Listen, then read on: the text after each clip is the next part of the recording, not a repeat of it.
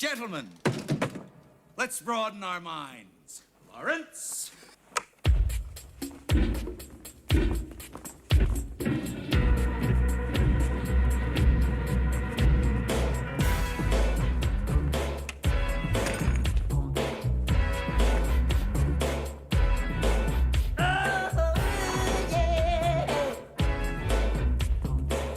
me the shade. Terence, rush. Oh, hey, the new king in town. Young and old, gather round. Yeah. Black and white, red and green. The funkiest thing you've ever seen. Say what his name is. Party man, rock a party like nobody can. Rules and regulations, no place in this nation. Party man, party people say now. $1 bill. Somebody holler if you want to party. I kind of like this one, Bob. Leave it.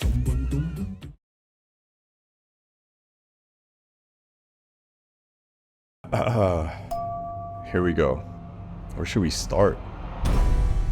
So a thing that people like to say a lot is Listen! Oh man, you're gonna start off like that? Just screaming at people?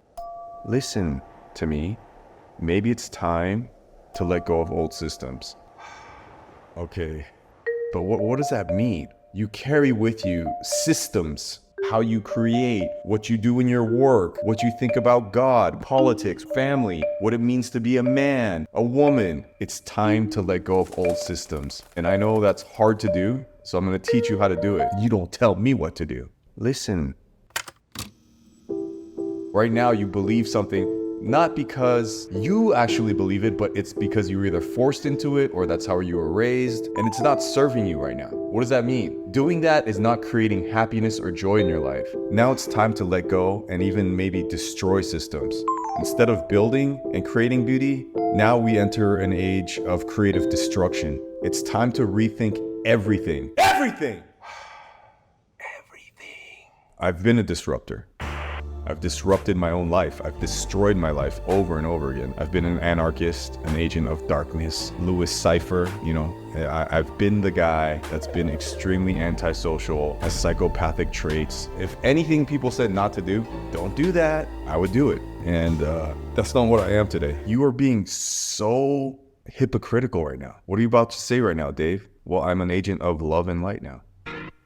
I shine. That's my purpose in life, is to shine light into the darkness. I've learned how to forgive. I've learned how to forgive myself. That's why I have peace in my life. I've forgiven myself. So let me get this straight. You're saying you're an agent of love and light now, that you shine light into the darkness. Yeah, but then you're telling us to destroy, to create? Yes, recreate systems from a place of love. Everyone at some point in their life has felt misunderstood. So when you say, you don't know me, I'm telling you, I do want to know you. You know, my idea of what it means to be a man for so long has been talk less and do more. More action, less talking. Don't talk about your feelings. Don't share. That time is over. That age of man is over. There's a new man coming, and it's one who talks, so that I can understand you. I want to know you. I want to know your heart. I want to know, and that means being vulnerable. That means you have to share the darkest parts of you, share parts that are humiliating and sad. Starts with a smile. Your key to happiness will be community and connection. Share everything.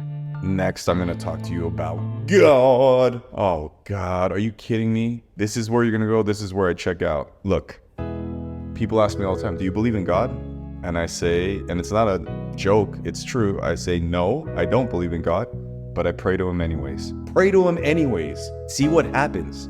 God shines a light on me every day, a beam from the heavens, and that's where I'm going bald. I've heard you say before, be a celebrity to those who matter. What does that mean, Dave? That means People live out there for validation, to be praised by people they don't know, people at their work or fans or I don't know, yet they remain a-holes to their own family, to their own kids, to their wife, husband, their parents. And so change that system. Become a celebrity to those who matter. Become a hero to your wife, your husband. Become a hero to your children. Become a celebrity where they oh, there's dad. There's our brother, there's our friend. And they get excited when they see you because you're so awesome. You're loyal, you're thoughtful, you're kind, instead of neglecting them and choosing work over that. Right-sized, live a right-sized life. Clothes, you gonna talk about clothes right now? Yeah, I am. No more buying new clothes. No more buying brands, Nike, Ruka, Levi's. No.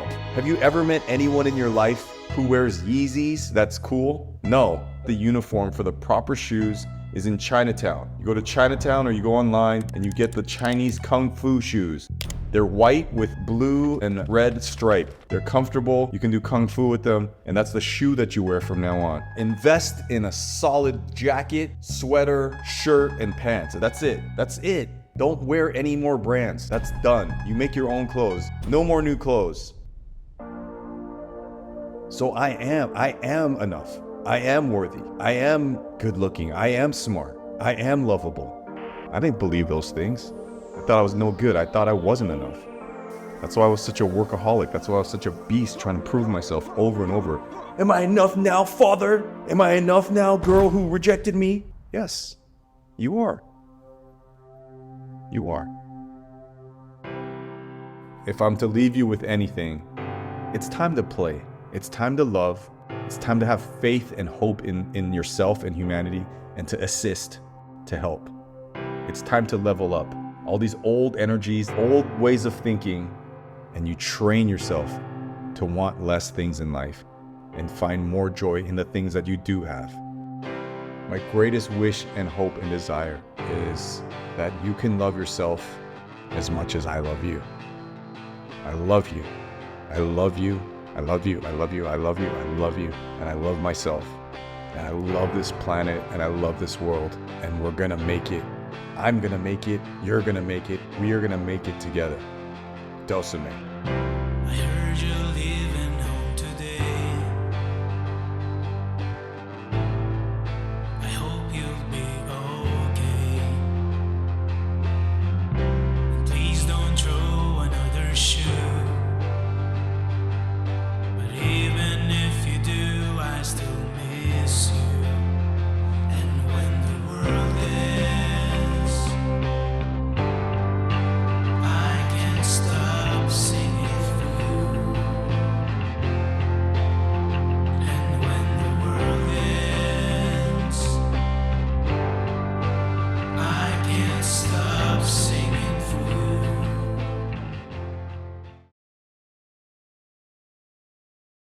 So we're going to get to something big at the end, but we're starting from a little bit farther back than I had thought because it turns out I think that many of us don't know what's been going on to build up to this moment. I'm going to try to get through it relatively efficiently. I want to talk about emerging victorious. The culture wars has been very poorly understood. How many of you have ever been in an actual war, have seen action in an actual war?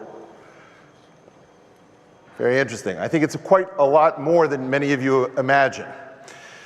I want to begin with going back to the Bible. I am your DEI speaker. As an atheist Jew progressive from the United States, I'm sort of slightly askew.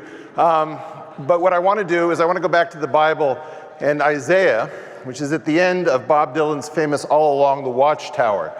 And if you go to the King James Version where it says, "Go and set a watchman and let him declare what he seeth," it is two riders that are approaching, as the song says. And what did they come with? They come with news of the fall of Babylon. We are in a situation in which the post-World War II order has fallen. J.D. Vance has announced this.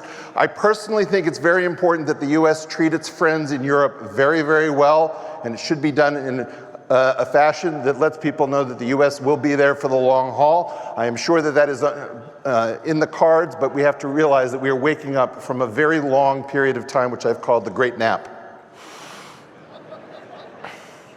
Now the question is, Is peace linked to gelding, to emasculation, to devitalization? And now, there's a very famous quote spoken by Orson Welles as Harry Lime in The Third Man. And I'm sure many of you who know the film know the quote I'm thinking of immediately.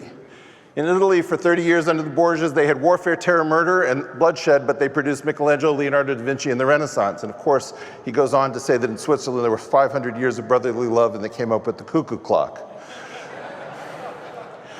Possible moral is that radical creativity, innovation, and vitality is inseparable from violence. Violence is not necessarily a bad thing. And when it comes to masculine traits, people have a very hard time finding any masculine traits that aren't also feminine traits to say a positive thing about, except apparently we are able to peace standing up. I think that another positive trait of men is that they can control their violence, and that violence can be used for protection, and that violence can be used for creativity.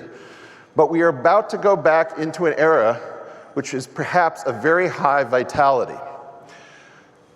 I want to talk about a very difficult subject, and that is that the concept of actual physical emasculation has a rich history going well into the 20th century, and in fact into the 21st century. One of the reasons that we've been deranged by the trans discussion is that the trans discussion is about devitalization.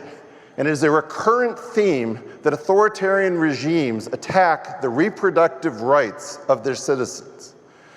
And whether this is China, in which the last eunuch died in the 90s, rather astounding, whether we have in Italy the last castrato, who was actually recorded, and you can listen to him sing, not a very good castrato, I might add, or Sanjay Gandhi, who triggered in part the reaction in India. Do we have Indians in the audience? Very disappointing. I would say to them, Sampurna Kranti Abnara Hai Bhaviyatyas Hamara Hai. Total revolution is now the slogan. That is how angry people were and how violent they became because of sterilization camps that were practiced in the 1970s. And I have this quote from Elon Musk, because I think what you have to assume is that when you go to war, one of the great terrors is that you will be disfigured. The sun also rises is a famous example. Bouncing Bettys were discussed in Vietnam. And the fact is that these people very much came for our children. This is not cute, it's not funny, it's a terrible tragedy, and I don't think that I overspeak when I call it a reproductive holocaust.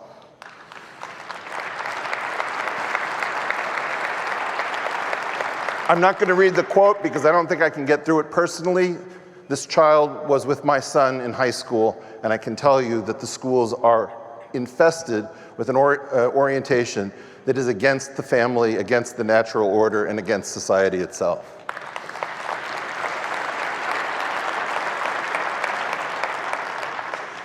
The reason that this talk changed radically at 4 a.m. is that I became aware yesterday that many of you don't know the basic terminology or framework of what you have just been through.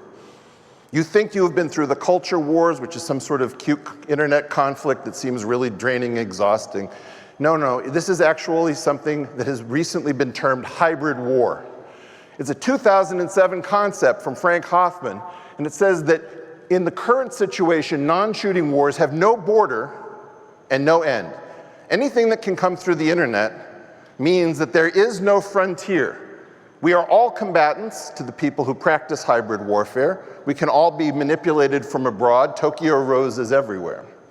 And as such, you're mistaken. All of those of you who did not raise your hand that you've been through a war, you have no idea where you've been. And this is why the talk has changed. So hopefully I won't go over, but I had to change it a little bit. Cyber attacks, diplomacy, psychological attacks, information warfare. This has been discussed in the national security community, but it has not been discussed widely, which is why when we have coffee and I use these words, I see blank stares. It's important that we learn their terminology.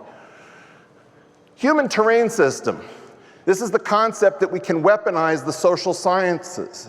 Cultural anthropologists, economists, psychologists can be used. We are the terrain. It is no longer the mountains of Afghanistan or the Hindu Kush that we have to map, but we have to map the actual aspects of human nature by clicks and how long you stay on a site, what you care about, what's your behavior on Pornhub. We are available as the terrain for these national security people who do not show their faces, they fight over us. And they use our social sciences and our universities to fight us as if we are simply terrain. Amazingly, many of you do not know about the whole of society approach. Whole of society approach is an innovation that came out of the Asia Pacific Security Center named after Daniel Inouye in the Pacific. And it basically says that the institutions of a society must be aligned to fight hybrid wars in the modern era. Now, if you think about that, you will realize that that is a very complicated name for soft fascism. Literally, the fascia is what binds together these institutions.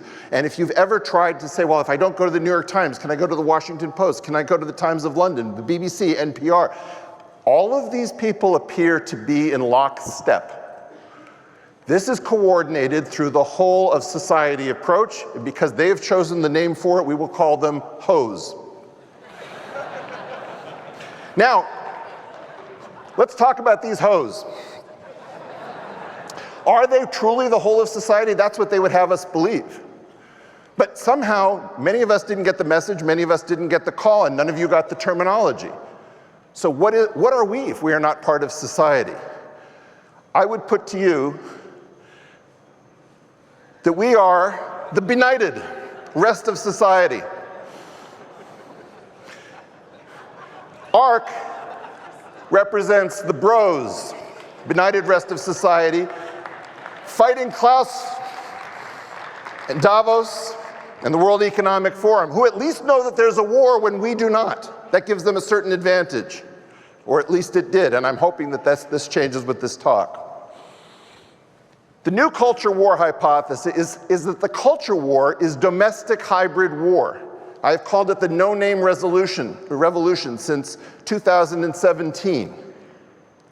You are in the middle, maybe you're at the end, hopefully, of the no-name revolution, which was real and kinetic. It burned buildings and gas stations. People died in the streets.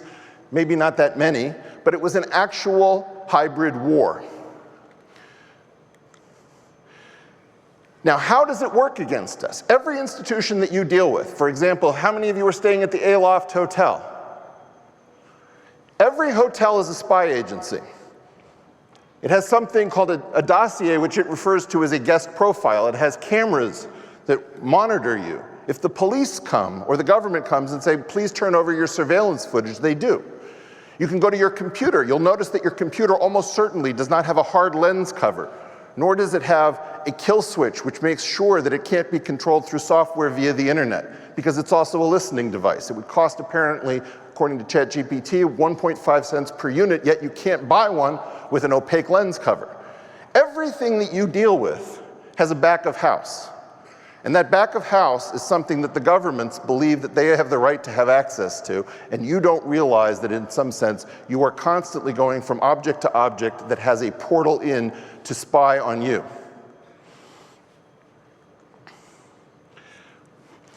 Now the question is, why are our oppressors doing this? There's got to be a reason. And I asked ChatGPT, the posh kind, for $200, tell me something. What are the longest periods of prolonged peace in Western Europe? And according to ChatGPT, the period from 1945 until the present is the longest time that we've had in Western Europe without powers coming to blows. Right now, we treat Europe as if it is a quaint Disneyland, when it is in fact the most dangerous place on earth. And the great trade hypothesis is that most all of Western vitality was traded for one commodity, and a precious one at that. And you have to honor these people. You have to give the devil its due. They did keep us out of thermonuclear war since November of 1952. The trade ended in January of 2025. You can decide that this is a good price to pay or a bad price to pay, but you cannot claim that the trade is continuing.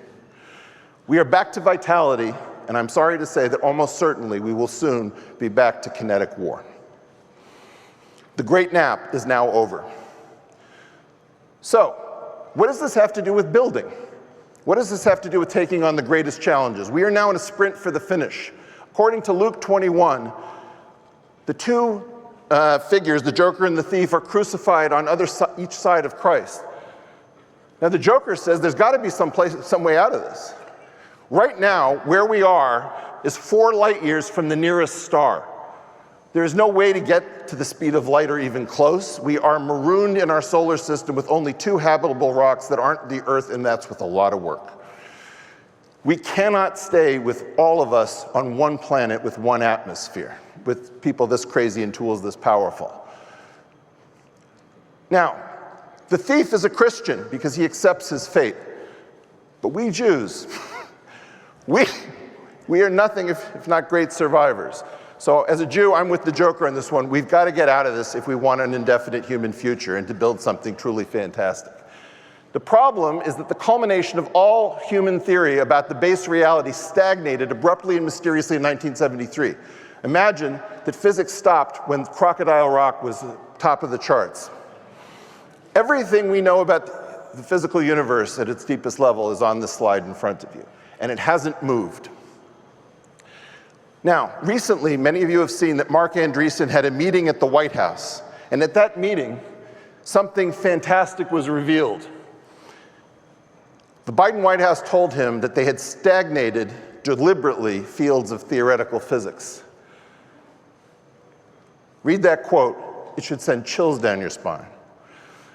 This graph shows the youngest living Nobel laureate in theory, in theoretical physics theory. That number is always below the age of 50, until this magical point where string theory enters the game as a theory of quantum gravity. And our youngest living Nobel laureate is now over the age of 70 because the field is not producing new results. This is also terrible, but it turns wonderful because if we can find the problem, we can make progress and reach the stars. Change AI to physics, technology to science, and startups to alternative theories in reading the following quote, and you will see what they did. They took a couple of theories, they cocooned them, string theory being preeminent among them, and they said all competitor theories will die, and in the field of physics, it's called the only game in town. You try to do something else, your career comes to an abrupt end.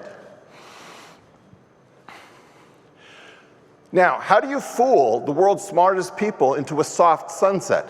A soft sunset is one where you decommission something, but you don't tell the people being decommissioned that their careers are coming to an end. You get them to repeat something over and over again, that quantum gravity is the holy grail.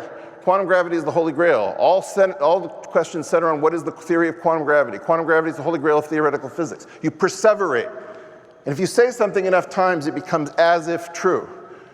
But if it was the Holy Grail, why is there no mention of it in the corpus of English language books before 1972, right before physics stagnated? It is because there is no theory of quantum gravity in the way that they're looking for it. Quantum gravity is safe. You can invite your Iranian and your North Korean and your Russian and your Chinese students to do quantum gravity, and nobody's going to get hurt. Now, here are my final thoughts. In November of '52, there's an error in this. We learned that Earth is our womb, not our home. We cannot stay here because we have to go. We cannot all share one atmosphere safely. The tools are too powerful. If an indefinite human future can be restored, and I believe that it can, there is one way out, and that's physics. And Mike Lazaridis, if you're out there somewhere, thank you for building the Perimeter Institute of Theoretical Physics to do this. I'm sorry it got taken over by quantum gravity. We have to go beyond Einstein because we are simply not capable of getting to the stars if we have a speed limit set at c. Western science must lead the way. Vivek Ramaswamy is convinced that somehow China and India are pulling ahead of the West. This is not true. The greatest threat comes from France, the world's greatest mathematicians. If we are prepared to take on India and China, are we prepared to take on Paris and Marseille? I put this to you. Oh. Can I go back? Apparently you cannot. What I want to say is the following. We Jews have a meal that isn't really a meal, it's a survival manual. And it's the Passover Seder. And I ask you this year to find, if you're not Jewish yourself, find a Jew and get invited to a Passover Seder. It describes how we survive. And the way we do it is that at some points you have to realize that you cannot stay here and you must leave even if you feel that there is no way out. You may feel that you are backed against the Red Sea. But if you do not actually realize what time it is, you will surely perish. I believe that the end of physics is almost in sight. It may bring us wonders. It may bring us the ability to traverse the cosmos. This could be the greatest time. We have a brief period of vitality before the wars will surely start if we choose to revitalize.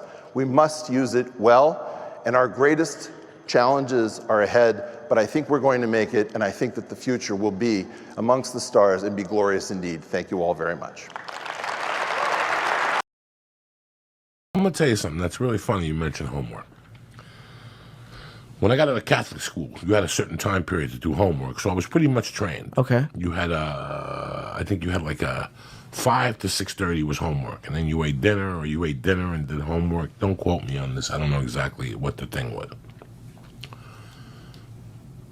So I went to 6th grade in North Bergen, and in those days, since I had been brutalized to do homework between a certain hour, I would do homework at night before I went to bed. Just because fuck them. Fuck the nuns. Fuck the nuns. Yeah. But then, when I got left back, I always did my homework first and got it over with. Even those years I was at North Bergen and my mom had died and I would do acid with those guys after school, if I had a project, I would go to school early and do homework at school. Just go to the cafeteria, sit there by myself. I wouldn't even go to study, because then people would see me. You know, if Lee got out of school, I think it was 2:38, and the last class went till 2:34. I used to go to school at 7, but I'd get out at 12:15 every day, because I was part of the CIE work-study program.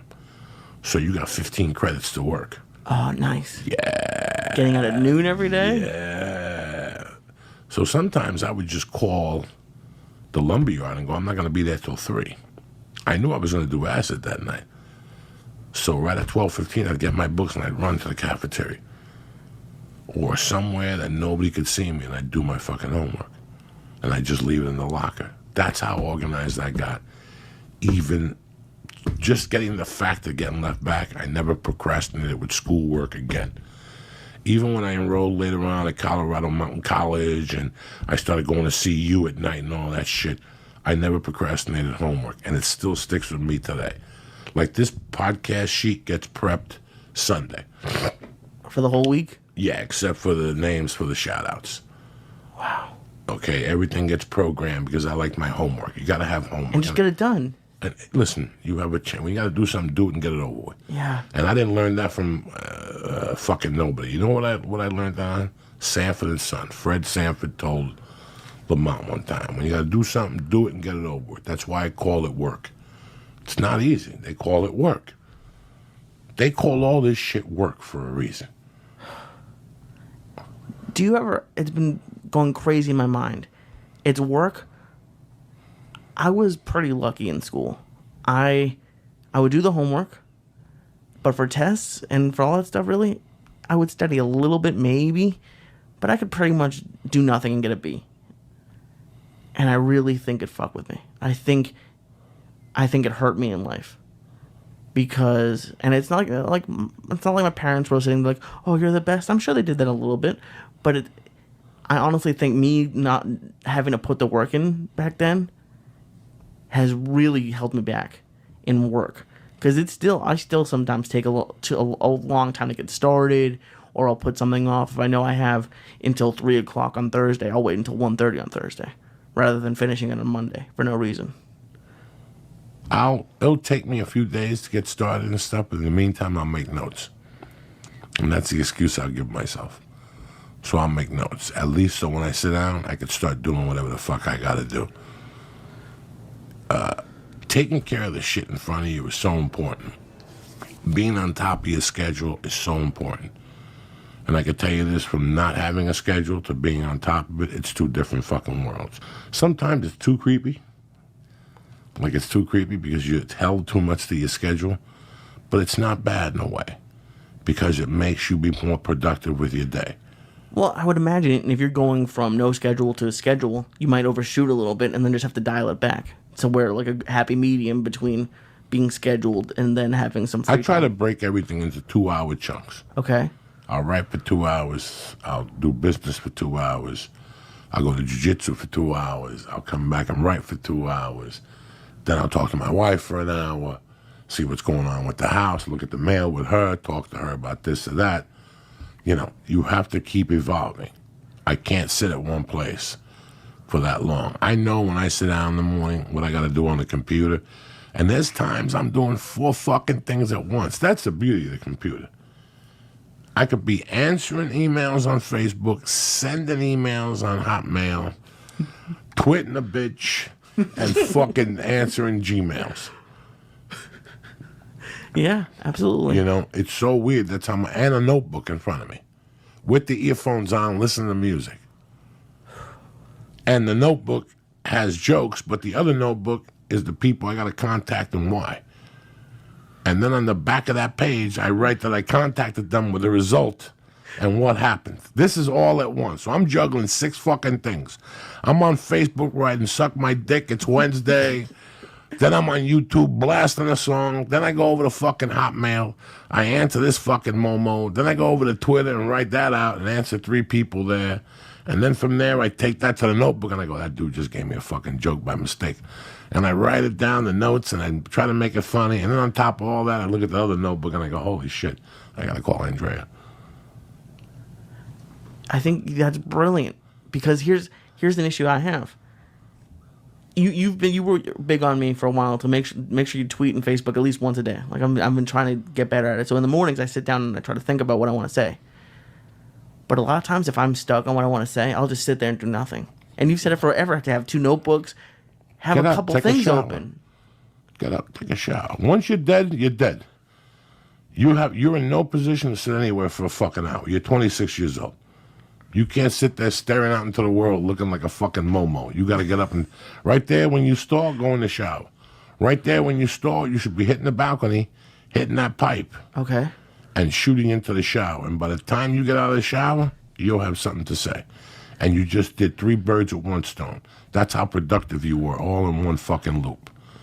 So you get up from the computer, go in the bathroom, put the hot water on only. That's it. Hot water on only. Close that fucking door. Go out to that backyard and hit that motherfucker tutsuruts.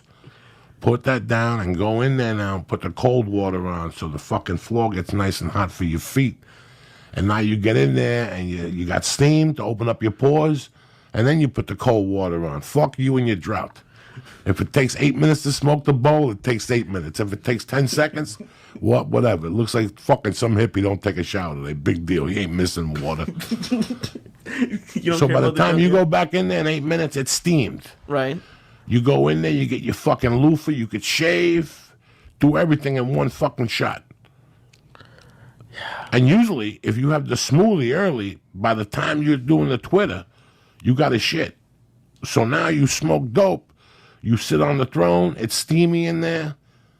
The problem with hot air and shit is it thickens in there. It's not good. It lurks in there like a fucking herpes. It lurks. It smells for a little while.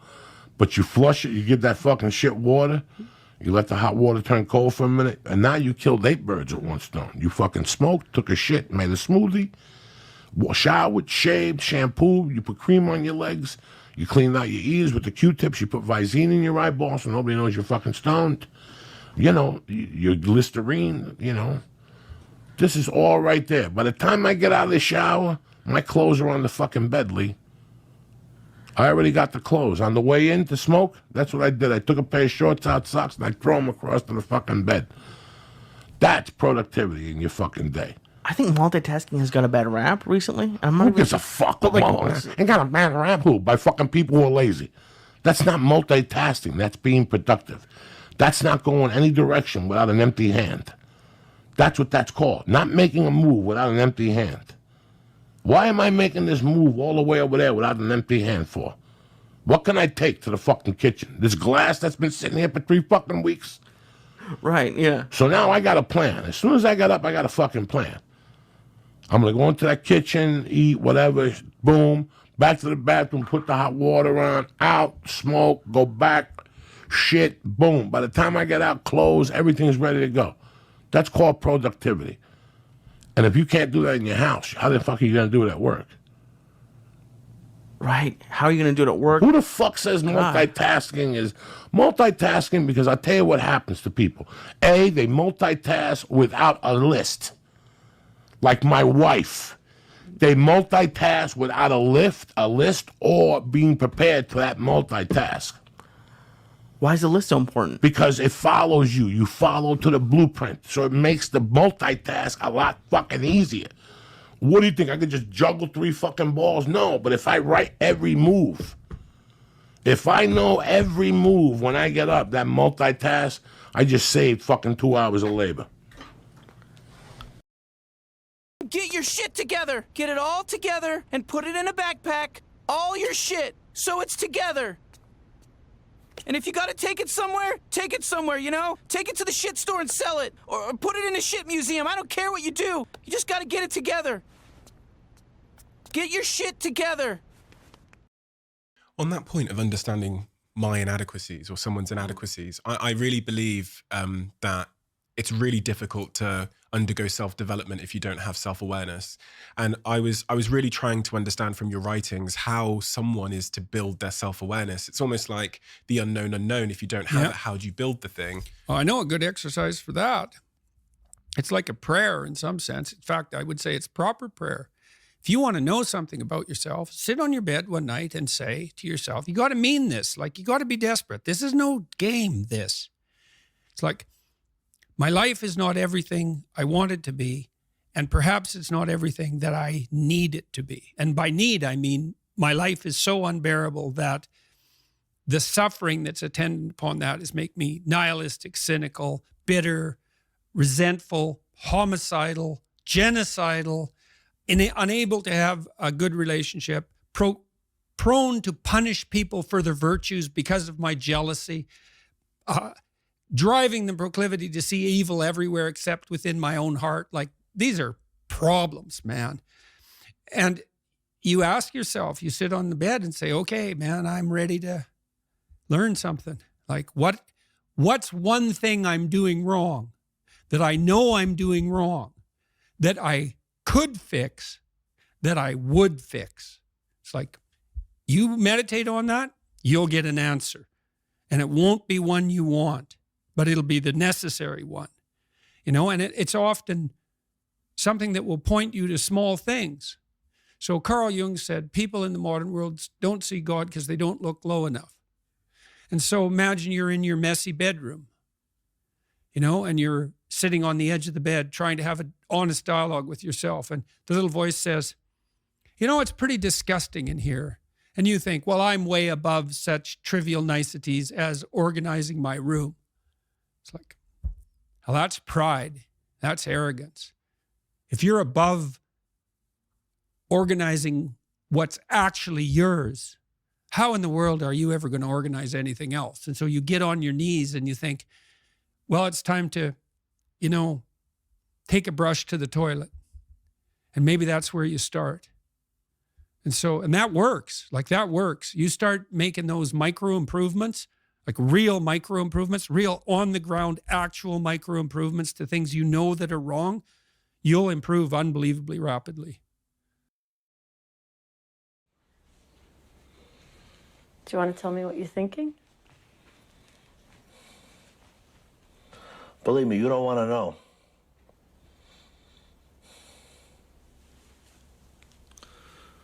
You want to know what I'm thinking? Seriously? I'm thinking I'd like to take a break and smash your fucking face in a fucking hamburger. Okay. I'm not... Don't worry. I know I broke your coffee table, and it's not gonna happen again. When you asked, I told. But you'd like to smash my face. Not really. It's just a way of describing how I'm feeling. Do you think making hamburger out of me would make you feel better? Mother of Christ, is this a woman thing? You ask me how I'm feeling. I tell you how I'm feeling. And now you're gonna torture me with it.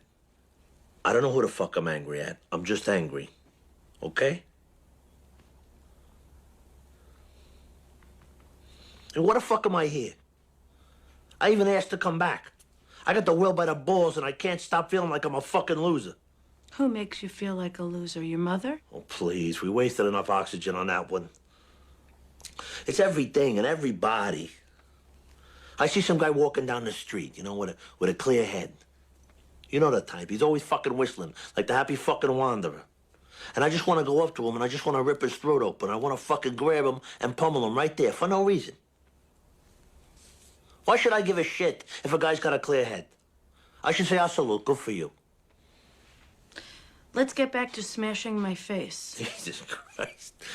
Ah! No, I think it all ties in. All right. Sometimes I resent you making me a victim. That's all. I make you feel like a victim. Yeah. Remember the first time I came here? I said, the kind of man I admire is Gary Cooper, the strong, silent type. And how all Americans, all they're doing is crying and confessing and complaining. A bunch of fucking pussies. Fuck them. And now I'm one of them, a patient. Your parents made it impossible for you to experience joy. Yeah, see? There you go again. You said yourself you're not the happy wanderer. Well, I'm more like one of those assholes than I am the fucking jerk-offs and douchebags I see leaving this office. On the social structures of the communities and part of how has the demographic change and how has the social structural change of the American society has evolved in your observation across multiple, and then you being part of multiple families, you have seen many family structures working in different ways. So how is that, how can you draw, how might you draw some parallels between what's your experience growing up and versus an experience of an American growing up in this society? Care does not equal competence. Mm-hmm. You can have parents who care a great deal, mm-hmm. but who aren't actually very good at their job of taking care of children. Mm-hmm. And I will say that my adoptive father certainly cared a lot. He spent a lot towards my education. Mm-hmm. But he wasn't actually good at maintaining a clean or safe house. Mm-hmm. Harsh to say, but he just wasn't very good at it. Mm-hmm. If he had someone else with him who could have forced him to keep things proper, I would not have been taken away by Child Protective Services. Mm-hmm. Mm-hmm. You see, people who grow up in a two-parent household and both parents are attentive and they provide models to follow. A boy gets an example of a disciplined father and they get a reminder of nurturing from their mother, or a girl gets a reminder of how to navigate the world as a woman, and they have a model of what men to trust and which men to avoid from their father. But if it's one parent, that becomes much, much harder. So you see the children of single mothers who try to imitate the men they see, and quite often those men are not good men. Mm-hmm. And I was fortunate that when I saw my adoptive father, he had been in the military. He had developed self-control and discipline. He did not feel the need to intimidate people to feel tough. But many of the children I saw did, because their model of what it meant to be a tough man was not the quiet discipline of the real-life military, but it was the macho toughness of the gangs. Mm-hmm. There was a relationship between fatherless boys and gang recruitment. Mm-hmm. And talk more on the challenge and the impact of fatherlessness in the households, in the American households, and how has that impacted in the youth and the next generation who would serve the country, who would be the leaders of the country, who would be playing roles to be the doctors, to be the accountants, to be the politicians, playing vital roles in the coming decades. Young people naturally yearn for glory. They yearn for meaning. They yearn to care for something. And the model of what that means first comes from one's parents. Mm-hmm. And if examples of that are lacking, they will seek out examples. Mm-hmm. And those are not necessarily good examples. Children need the people around them to provide clarification of what common slogans mean. They need people to provide examples of what it means to contribute to the community. So in many respects, the children who go out and get into fights and abuse others or join gangs are fundamentally being betrayed by their communities, because those communities can step up and provide a clear example to follow and clear examples to avoid. And you see it all of the time in the military. There are young men who try to make a name for themselves on the streets by being aggressive. And they join the military, and they are aggressive, but eventually they turn that aggression into something productive, something great. That yearning for distinction that can be channeled into something great. But very rarely does civilian society provide that channeling effect. So you have a young child who could be a great doctor. They have a fascination with biology. But if they express it in their neighborhood, they could get beaten up. So they learn to hide it, they ignore it. Or maybe their biology teacher is an idiot, because poor neighborhoods get the worst teachers, because poor parents can't advocate for their children to get good teachers as well as rich parents. So the result is young children who have potential end up getting stymied. I was 12 years old. I finally got me a black friend. No animosity, nothing. We were thick as thieves. We got along great. He invited me over to his house. His mom says, I don't want that blue-eyed devil in my house. He was never allowed to hang out with me, never allowed to talk to me. My first encounter with racism was that day when I got discriminated against. And it's like, why? So from that day forward, you guys ain't liking me, accepting me, no matter what. I said, it's over.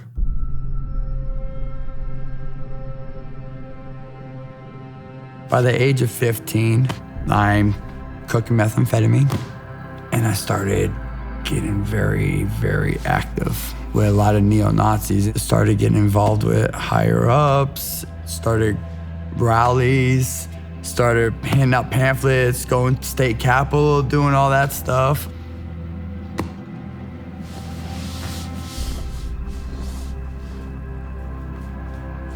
But I've hurt a lot of people.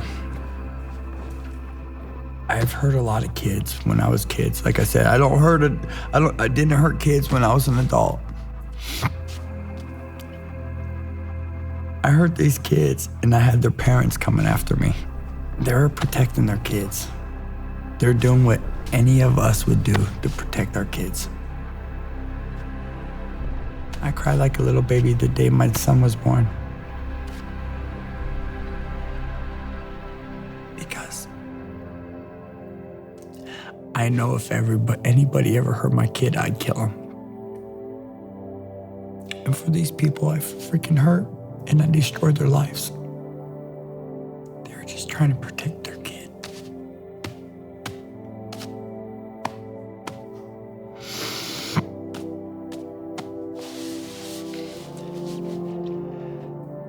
That's when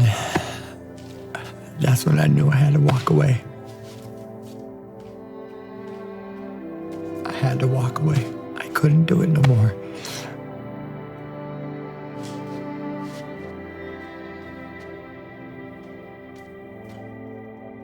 I think when it all started with us, besides the being on the parolee or probationee and probation officer thing, that got me was the first time she came to my house, because she shows up, flashlight on her car, everything. It's like, who the heck is this? Gained a lot of respect for her, because I've never had, not even my own race, not even my own people come to my house by themselves. She showed up that day, and it opened my eyes that she had some courage.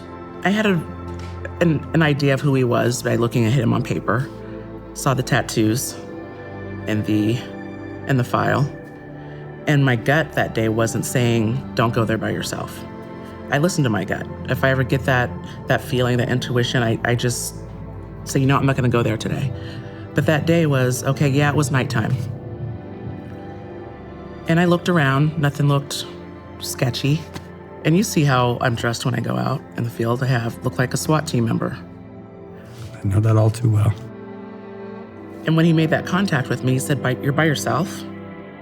Then I was kind of like the hair on my neck stood up, and I was like, had my hand on my gun. It's like, "Yes, I'm by myself. You know, is there any problems?" And he was like, "I have respect for you. No one's ever come to my house by themselves. They've always come in twos." And then just from there, he's been compliant with me. Had to talk to him about some issues, hey, I need you to do this or do that. But he turned it around. I never once thought about violating his probation because he was doing what I asked him to do. He always worked. He made payments towards his probation fines and fees. But let me ask you, I want to ask you a serious question, Tiffany. Mm-hmm. Why did you believe in me so much? Why did you keep coming back? Why did you want to help me to change? That's not your job. That wasn't your job. It is my job. That's why I do my job. Your job is to make sure I'm abiding by all the laws and not messing up, committing crimes, and doing my obligations. But you put forth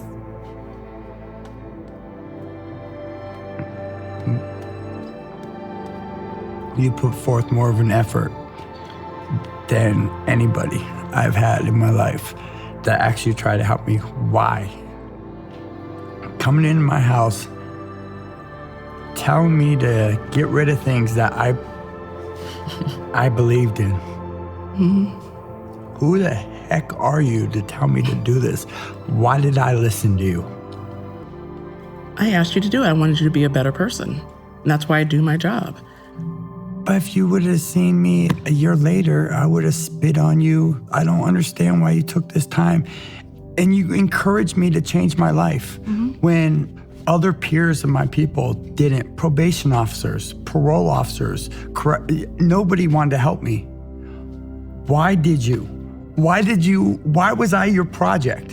You weren't my project. No, but it seemed like that because you're there every step of the freaking way, wanting me to continue being better and better, and you push me, you strive. Let's get down all these racist things. Let's get down the flags. Let's get down Hitler. Why don't we put up smiley faces? One of the things we talk about all the time, and it makes me laugh, take down all that negative stuff and start putting up positive stuff. So when you go to bed, you have happy thoughts. And when you wake up, you're going to see the smiley faces and you're going to have a positive day. You didn't have to do that. Like I said, I'm a number. I could have been right back, but you made a project. I wouldn't be a good father. I wouldn't have been a good husband. I wouldn't be a man that I am today if it wasn't for your stubbornness. You're willing to push me. I don't get it, but I'm very thankful that day you came to my gate. You opened my eyes to a lot of things. You let me know there is a lot of beauty in this world beyond color, beyond anything. Because you showed me more love than I got from my own race, my own culture. Yeah. I'm not sure if I've ever told you, but I love you. You've helped me. You've changed me. The things I've did in my past, the people I've hurt. That's in the past, Michael. You can't. Listen to me for a second. The children and adults that I've hurt back when I was a child and as an adult. How can somebody love me for that? How can somebody respect me and accept me for the things I've did? That's why I've had all that hate in me. Because who would want me? God. Upstairs, you have to believe God has had some strong power, force. I don't know if it's me that had to come into your life to break down those walls, to bring love into your heart. But that's what it is. I honestly believe that. 2 years ago, I would have told you you're a liar. But since I've had time to do things and seeing and being blessed with all the people I've been talking to and meeting, I'm a firm believer of that now. It's just with everything I've been through, I'm actually being at peace with myself. I'm feeling good with myself, and I hate to say it, I got invited to church when my kids were out there, and I felt comfortable and relaxed when I went there. I felt at peace. These last 5 years, my sense of purpose and faith and with the Lord has grown tremendously. And it's hard for me to understand, fathom, why do I have my clients, not just Michael, but I have a lot of my clients telling me, Tiffany, without you, I wouldn't be where I am. And that's hard for me. I don't understand that. What have I done? But I have this strong belief that the Lord is using me as a host for him. Michael, I'm going to tell you how the Lord feels about you. He sees you as, or he saw you as a young boy. And he's seen you grow into a man. He wants you to spread his word of love, acceptance, forgiveness. And you question how you can be forgiven? He forgives no matter how bad our sins are. You have to forgive yourself. I forgive you.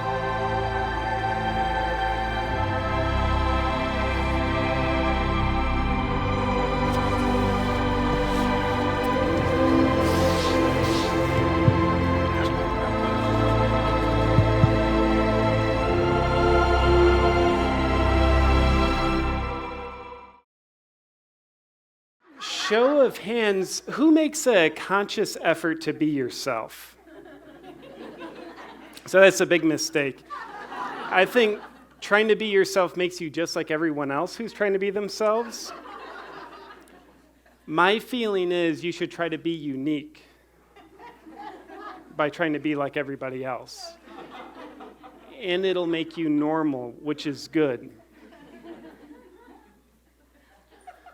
I do believe that the most dangerous liability in our world today is being yourself. And think about it, if you are being yourself, someone might actually find out who you really are. They might actually see you. You might actually find out who you are. People might make fun of you. They might reject you. They might actually accept you too, which is probably worse. So that's very scary.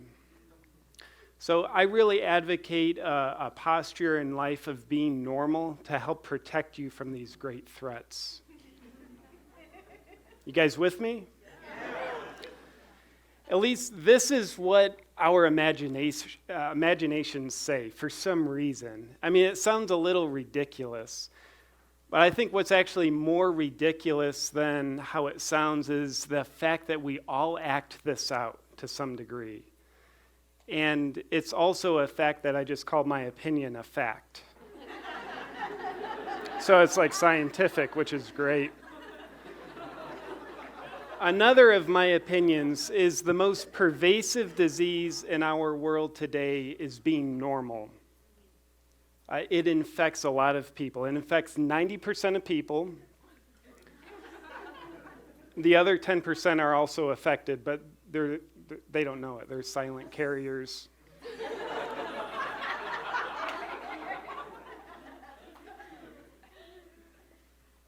You okay? You look sad. Do you want some flowers?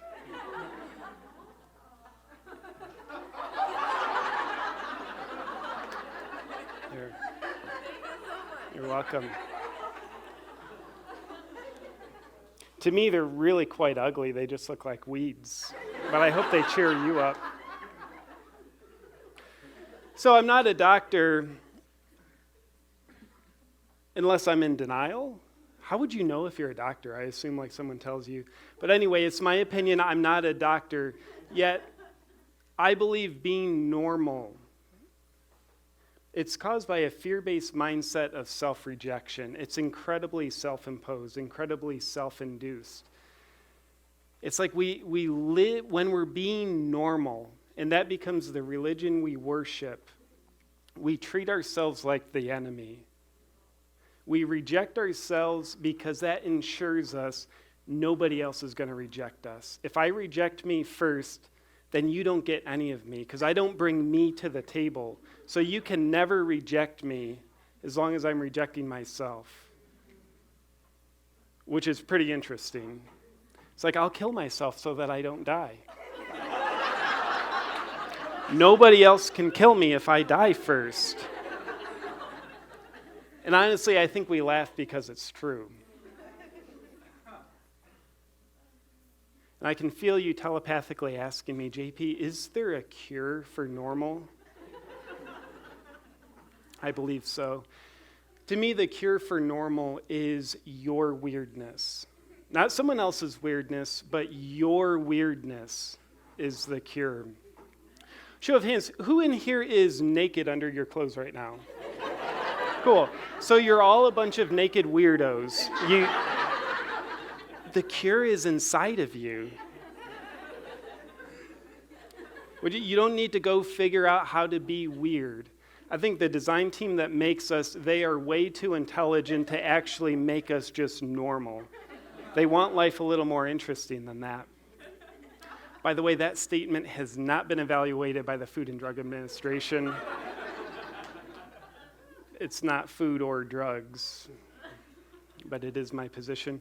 From my perspective, your weirdness is a big part of what makes you, you.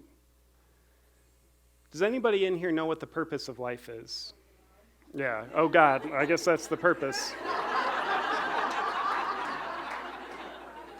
So we're done, we just figured it out. So aside from the one narcissist who actually thinks she knows what the purpose of life is, I don't know what the purpose of life is. But if I was pretending to know the purpose of life, I think it would have a lot to do with you living your life. You actually giving yourself permission to be the miracle that you are and expressing it, not hiding it. It's kind of interesting how we're given this life, which I judge it to be something incredibly precious. And then I'm amazed at how much of my time I spend hiding this precious life that I've been given. I guess that was profound. We got some sighs.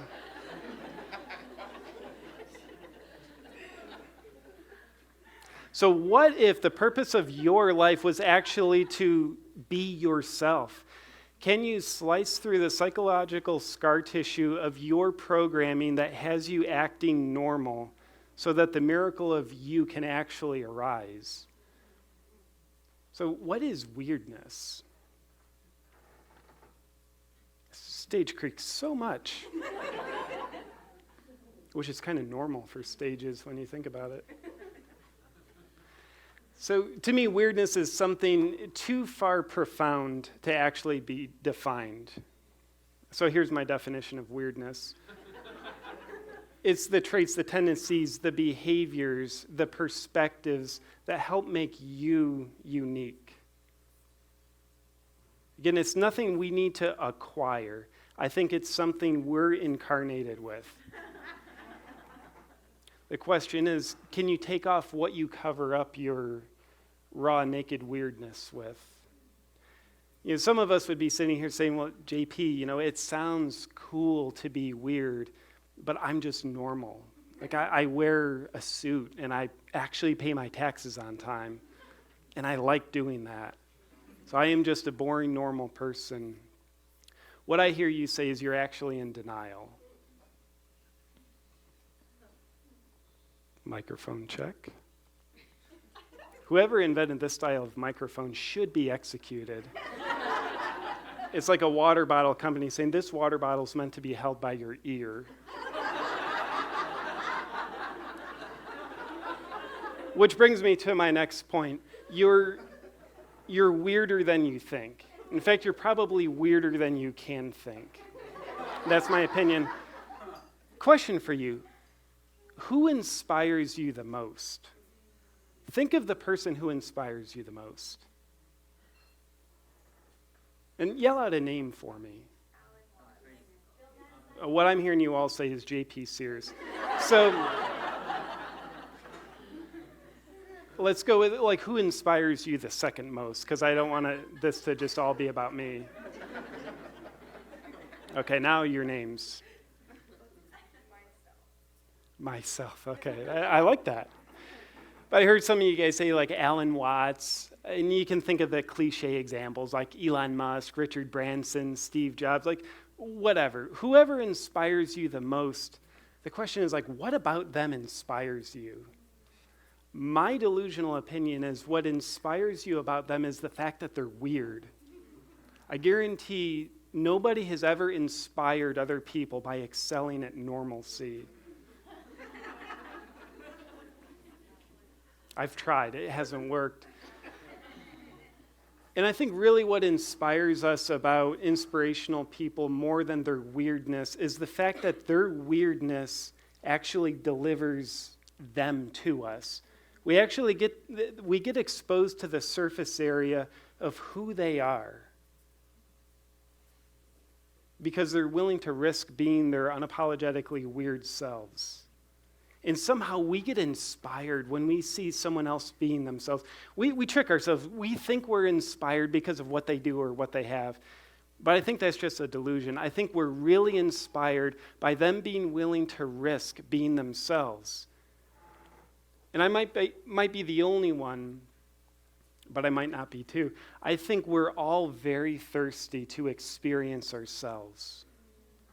So when we see someone else drinking themselves in, again, not what they do, not what they have, but who they are, they're ripping their normal clothes off, and we see them being themselves. We say, I want some of that. So what if you found out your weirdness is a gluten-free breadcrumb trail that always leads you, to your authentic self? So I don't like to worship weirdness. I love to worship where weirdness leads us, which was really hard for me to say just then. It's a really abnormal sentence to put together, apparently. So why I am a huge fan of weirdness is it's my dogmatic belief. It always leads us to who we really are. Not who we think we are, not even who we want to be, but something far more significant. It leads us to who we actually are, if we're willing to follow the scent trail of our weirdness. So on paper, like, being weird and not apologizing for it sounds kind of cool.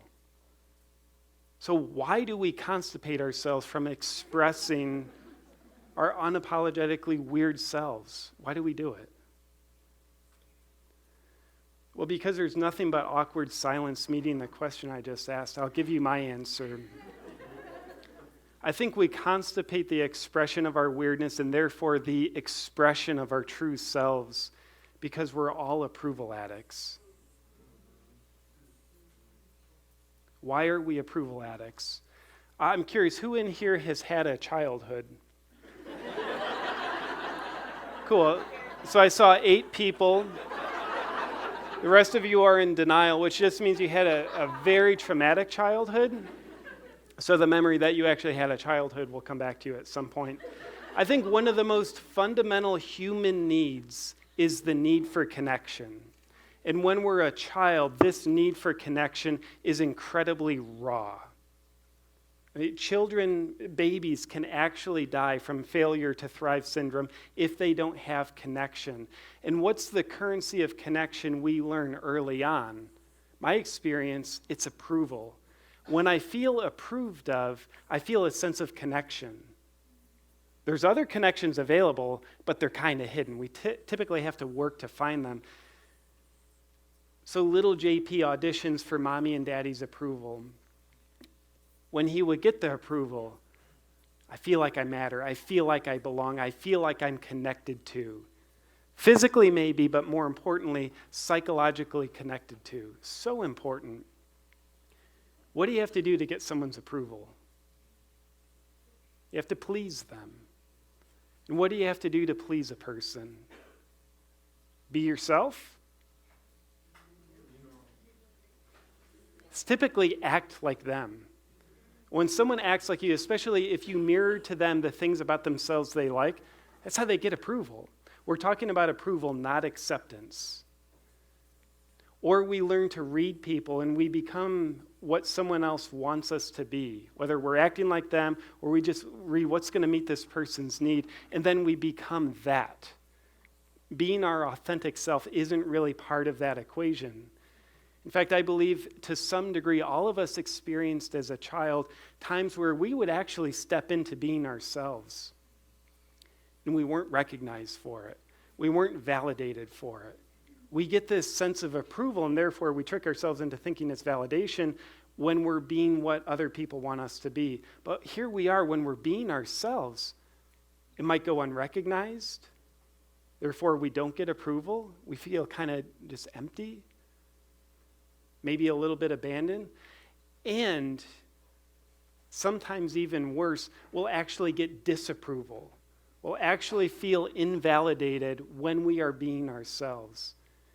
It's very rare when we're children that we're validated when we're being ourselves. Apparently, life has a trick in store. We're supposed to figure that out for ourselves later on. A little bit about my story. I might as well talk about myself for the next 45 minutes. Myself is my favorite subject. One of the ways I've very much constipated myself, my weirdness, yes, but more importantly, me, the real me, is for the first 13 years of my career, I kept my inner comedian concealed. Like it was something dangerous that would bring harm to my life. So about 2.5 years ago, I started to give myself permission to not betray myself as much, to not be so constipated with my weirdness, because I had made up a story. It would be terrible for business. It would discredit me as an emotional healing coach if I was humorous. Like that would just be a really bad idea, I told myself. And then I stopped believing it. Actually, I still believed it, but I stopped worshiping that idea. And I started making comedy videos. And my method of weirdness, when I am significantly handsome, and that's just kind of weird. It's like, weird how handsome you are, JP. But also, the way I see the world, it's unique to me. And I guarantee the way you see the world is unique to you. But we're talking about me, not you. So enough about you. So I tend to see the world like I see the unseen. And I want to expose it because it is just so fascinating, so amusing to me. And it can be weird to other people. It can be unsettling to other people. It can actually cause other people to disapprove of me. Sometimes they get angry based on how they experience themselves about my perspectives. But I started to realize something. As long as I'm worshiping other people's approval, I can never accept myself. And it's kind of weird. As long as I can never accept myself, I never give anybody else a chance to accept me. When I'm trying to be in an approval-based relationship with everybody, it costs me myself. And it means I can't be in an acceptance-based relationship because I'm in a perpetual posture of rejecting myself, not accepting myself. So what if that's true for you? Until you learn to actually accept yourself, then you'll always be worshiping other people's approval or disapproval, just depending on if you're compliant or defiant. So then the next question that I'm telepathically sensing that you're telepathically asking me is, well, JP, how can we embody a yes to our weirdness? I didn't say, how can you say yes to your weirdness, because talk is cheap. And ironically, that's talk that says talk is cheap. So there's a hole in that theory. So how can you embody a yes to your weirdness, which means embodying a yes to you being you? Something I'd ask you to consider is a willingness to embrace discomfort is essential. as long as we fear the fear of rejection,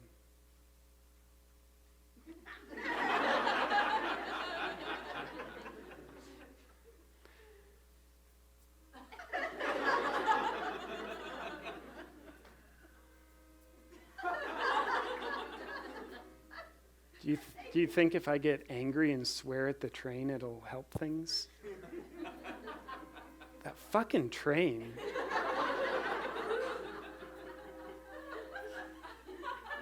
I'll play with my microphone for a while.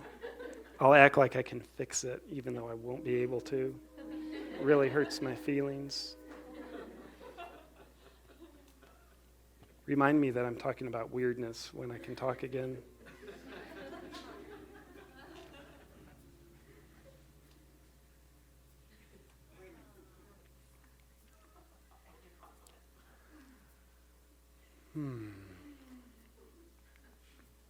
I'll pull my jeans up before I start again.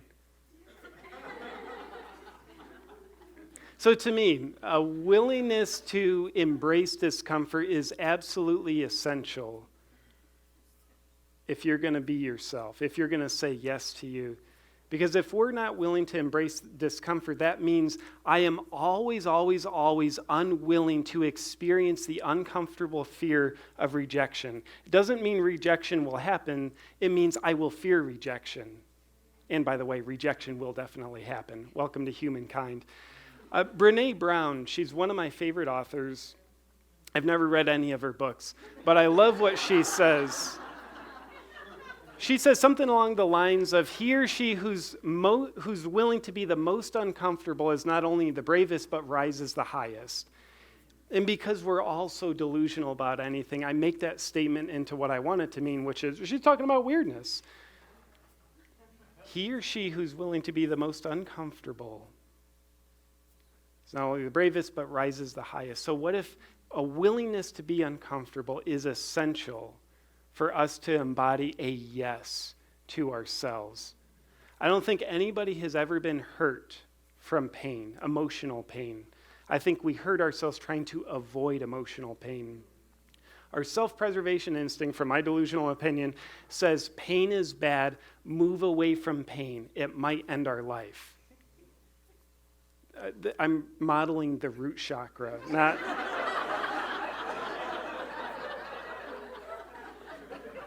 I should shame you for your sexual thoughts at this moment. Welcome to church. You're sexual and you should be shamed about it. So our self-preservation instinct says the direction we need to move with pain is away from it. That's necessary to preserve my life. And then when we live long enough, or at least, better said, we have enough life experience, we start to get in touch not with our self-preservation, but our self-realization instinct that says, oh, pain, yeah, move towards it. We have to be willing to feel the fear of death in order to actually live.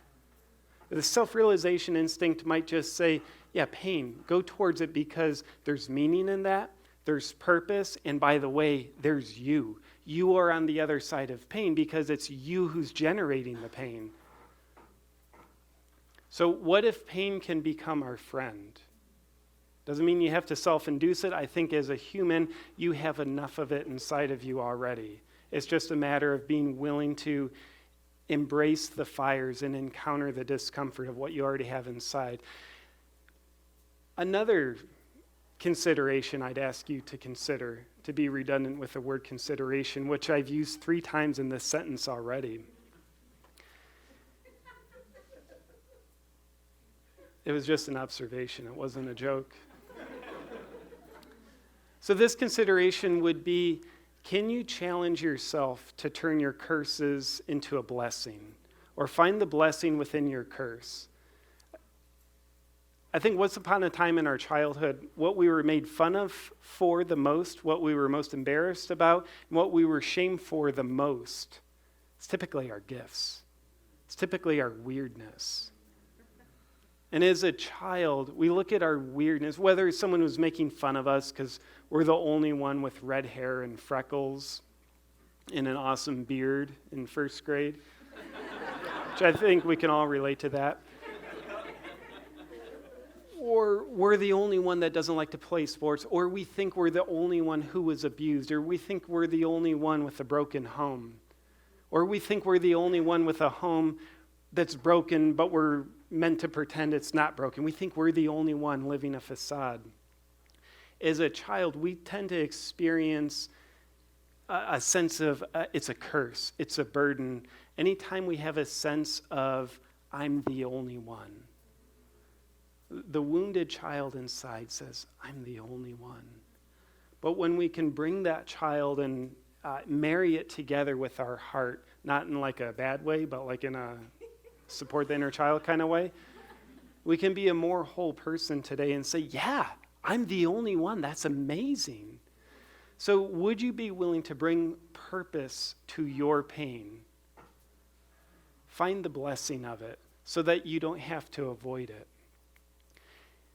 Then another consideration that I'd ask you to leave here with is amuse thyself.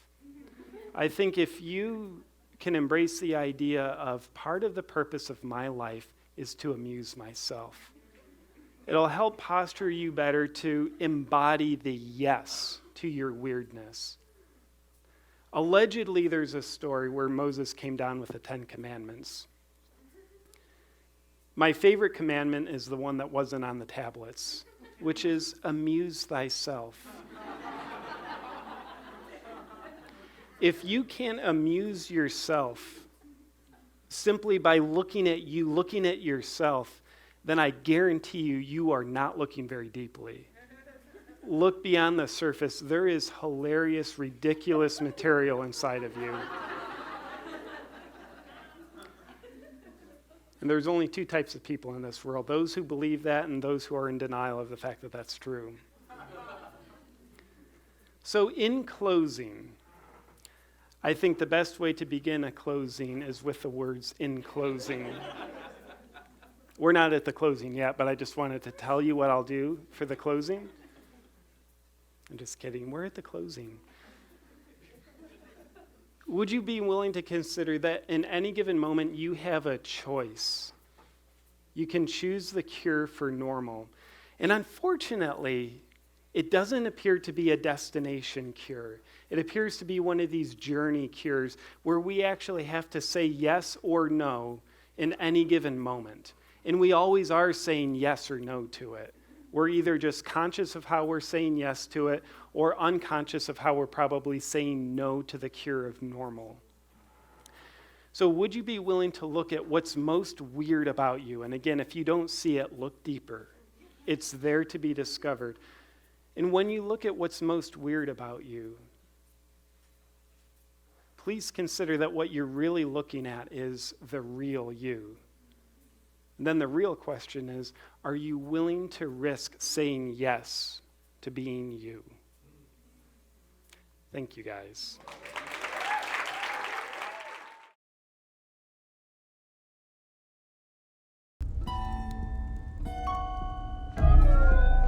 Gentlemen, gentlemen, gentlemen. Sorry I'm late, but this is what we have been waiting for. The new industry standards. And it's going to be a very, very good year. Are they ready for me yet? Not yet. Okay, I'll just do this. So long as we follow this formula, we could bring in any clown off the street and make him fucking huge. Being absolutely serious, and that is why I have literally brought in a clown off the street. Tessa, send him in.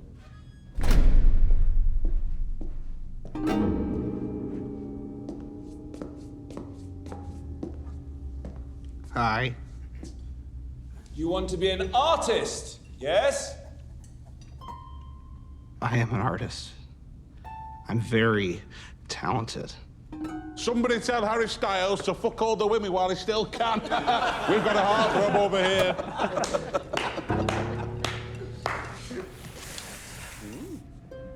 Open the briefcase. Now, I want you to follow the industry standards and show us your act. That's right. You've seen enough. Show us. Yeah. figure it out. No long intro, please. Best practices. 10 seconds or less. Make it digestible. I hate that thought. I hate it. Oh, God. I was gonna come in here and put on the performance of a lifetime. Frank, enough of this shit. We've got more important things to discuss. What did you say? I said, why don't you take your little clown penis outside and maybe you'll get deep-throated by a skunk or something.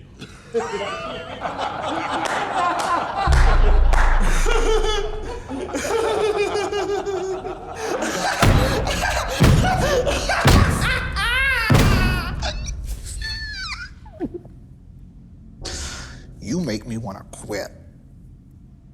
You people make me want to quit right now. Pig, oink, oink, oink, oink, oink. Swine. Pig, swine, swine. Let me have my turn. I know why you guys look at me the way that you do. Because I don't check that perfect box that you circle back to and... Boring! I'm bored! It's so similar every time I go online. Same thing every time. I'm so bored! Well, he clearly did not absorb the material. No. I just want to take things in a bit more unconventional direction. Frank, can we please get rid of... Excuse why? Why do you guys think all your artists that have the perfect little 10-second snippet, that moment that you guys hunt for like frogs, why do you think they're always here today and then gone tomorrow? I'll tell you why. It's because the perfect 10 seconds aren't real. But the realest 10 seconds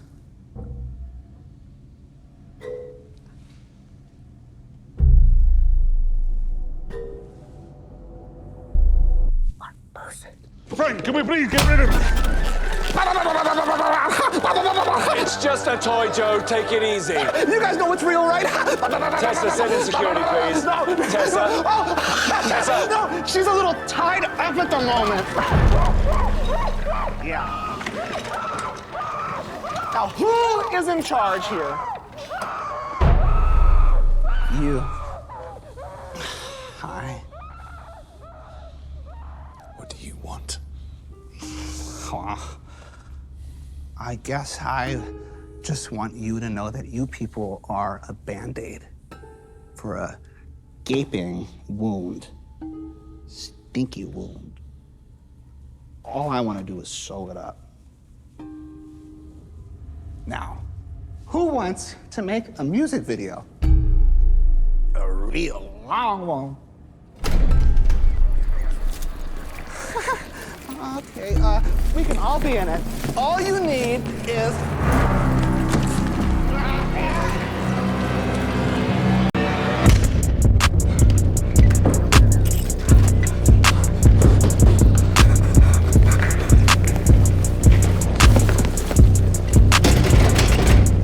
That's a joke. That's a joke. Ha, ha, ha. They getting roast. Ha, ha, ha. That's a joke. Ha, ha, ha. What a joke. Oh, yeah. I'ma get the last laugh now right here. I remember I was getting by until I had to get it. Or I could just be a movie star now, but I'm just getting to the punchline of everything. So buckle up, cause this a long ride like a limousine. My girl like when I spoon her all night like vanilla bean. I like drinking Hennessy. I got a lot of rapper in me paws. Now they wrapped around my finger, wedding ring, everything. Gotta line it up, super calculated like a TI-83 plus. I was out in China getting the bread, rapping to him. No, I wasn't, but you believe me, cause I'm the type of guy that could be rapping out in China. I'm swimming in vagina, I get it, I do it. Sometimes I fuck for fitness. I got the pussy off Olympics, sweating like Olympics. I need to take a breather, but she pleaded, say she needed back to back to back, like I'm Kobe Shaq. I don't know, but I got Stuart Scott up in my ear, and he like, Dave, you got a booyah on that back. If I went back on Bumble, bet their servers probably crumble. I am just another muggle till I'm not one. It's hard to say none, like you up on hot ones. I just got the new facts, and they say I'm top one. Women say they pussy smooth, looking like a Ken doll. Should've set up Barbie doll, oh well. Goodbye, au revoir, y'all in limbo, raise the bar. I get on racks like my armoire. I gave my best friend my old car. I tried to tell ya I'm a win, it's just a matter of when. I hit the club up with the players, then get brunch with GM. Holy smoke, these gold singles make me pout. If this shit ain't platinum, what the fuck we talking about? Baby, I just bought a house, baby, ain't no shoes allowed. Baby, my girl so goddamn tan. She look racially ambiguous, picture this, I'm on prime time, getting head while I watch myself up on prime time, getting head. And I'm even in a few commercials, in a commercial breaks, selling sex. Literally, what y'all know?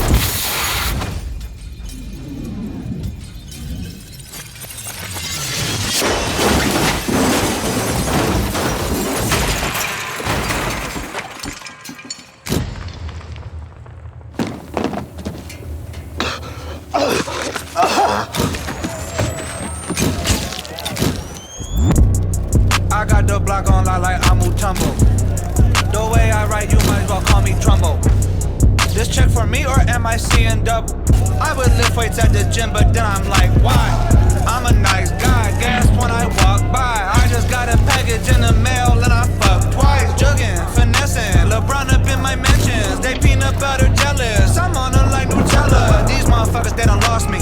Everything I'm doing lofty, I'm kinda wearing on them like a softie. I got it ground up like coffee. I had a 06, ride it up, wildin' out. Back in 06, I was talking about graduating. Now I'm on wildin' out, time has changed. Got a little grayness in my hair, I don't care, I gotta face it. I ain't never knowing how the money payment working. There's a person, couple people probably, I don't even bother. Big up to my father, he been so responsible and so logical. What am I even doing? Why am I rapping like this? I'm such a loser. I hate when rappers try to rap fast. Make the kids dance, women lick my anus. Think pieces on me, New York Times, I made it. I'm fucking like a fable, doggy style while she giggle. Then we eat a couple bagels with the locks, word to Jada. And guess what? I'm the it guy for America. Don't mind me, I'm over here just redefining an alpha male. Don't mind me, I'm over here just getting all the ops. How they rap? I've been working on my craft, making it happen. We should make a bracket. Don't forget that I'm the comedian, but I'm better than the rappers? That's a joke.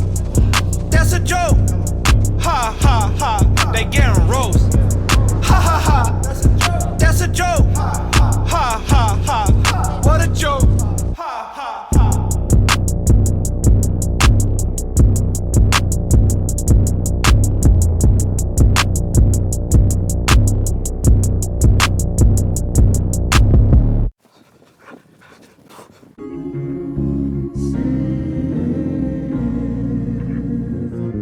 I love myself. I do. Every morning, every night. I love myself. I do. I love myself.